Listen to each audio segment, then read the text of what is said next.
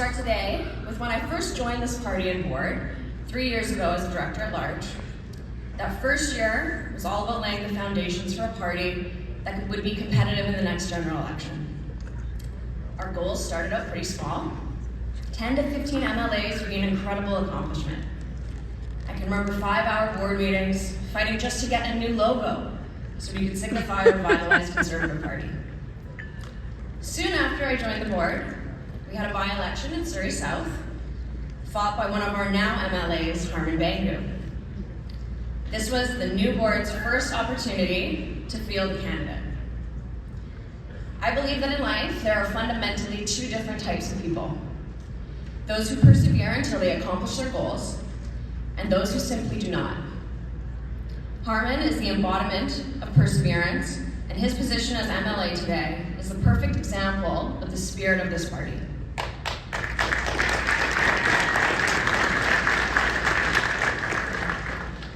Over the months and years that followed, we took baby steps to build a foundation for a competitive political party.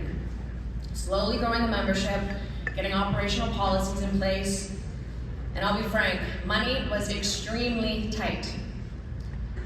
Throughout 2022, 2023, and most of 2024. A lot of folks weren't ready to open their wallets for us just yet.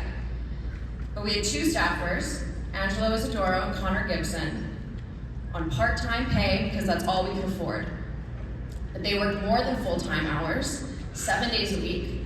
They put this party ahead of everything else in their lives.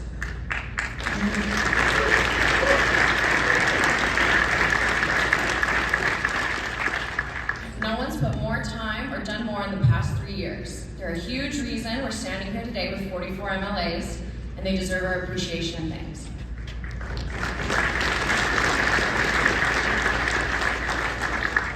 In the fall of 2022, something occurred that I like to call our TSN turning point. The BC Liberal Party booted out John Rustad. Politics is all about timing, and the timing for us was perfect. This is exactly what we needed to take our party to the next level, and a few gifted politicos convinced John to join us. With that, the Conservative Party of British Columbia had its first MLA since 2012. John Rustad became the leader. The party was gaining in popularity. At this point, we had nothing to lose and had the political bravery to say what other political parties would not. Then came two by-elections in the summer of 2023, Vancouver Mount Pleasant and Langford Wanufuka. Karen Linsky stepped up in Vancouver Mount Pleasant, taking on a very tough riding and pushing back against the teaching of sexual orientation and gender identity studies to children.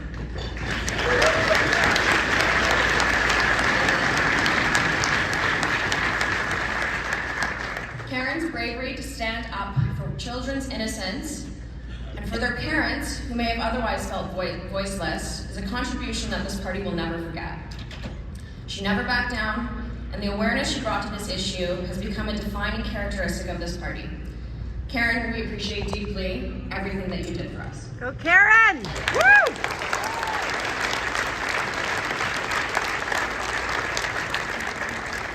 And over in Langford Wanufuka, Mike Harris, with his tremendous work ethic, pulled in nearly 20% of the vote and took second place, beating out BC United.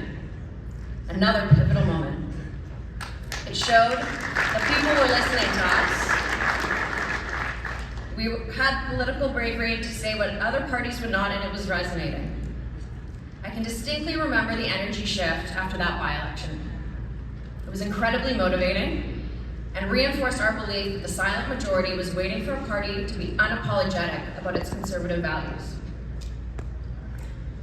Now, it's September 2023, and Bruce Bannon crossed the floor. And we have official party status.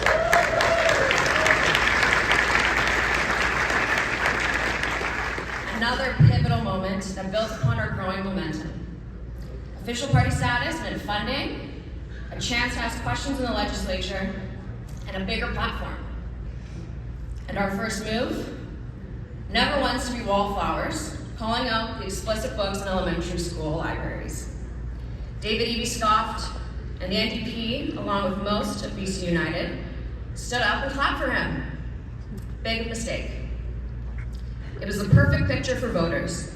If you're tired of the status quo, voting Conservative is your only option. Talk of merging with BC United started early.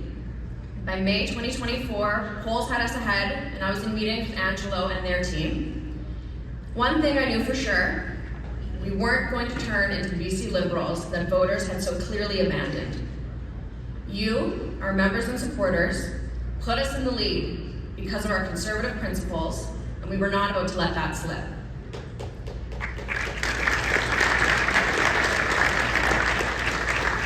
Negotiations continued for months. Finally, towards the end of August last year, not that long ago, Angelo and I found ourselves sat across from Kevin Falcon.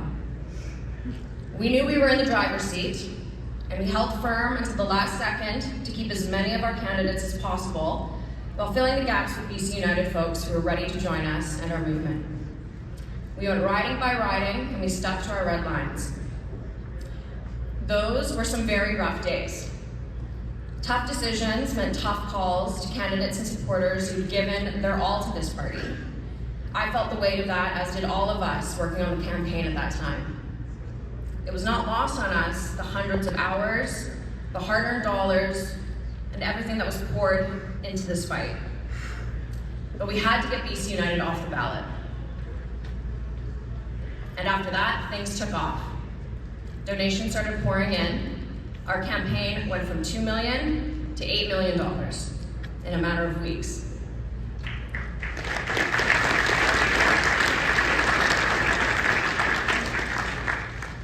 And as president, I have some big responsibilities, keeping the party on track, defending our values, and making sure we're ready to win. I also did a fair amount of media over the past year, especially during the campaign, and while outlets like the CBC, Hello, and Global aren't exactly friendly to us, I embraced the challenge because I knew that what we stand for would make the lives of all British Columbians better.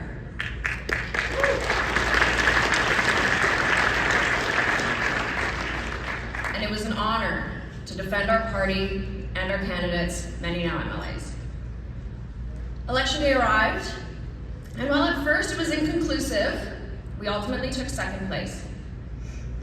It didn't feel like a loss, though. From 1 MLA to 44, we've come a hell of a long way in just 2 years.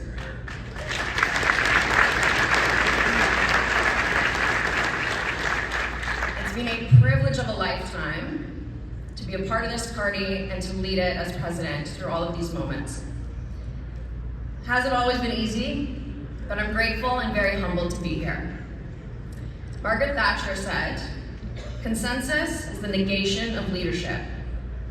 In essence, democracy is not about consensus. It's about giving people a choice. And that's my focus. Growing this party, holding the line on our values, and making sure British Columbians have a real Conservative option in their elections. Last election, the NDP barely scraped a majority with everything they had. We started with almost nothing and came so close. If we keep at it, next time we won't just be knocking on the door of government, we'll be kicking it down. Thank you for all being here today.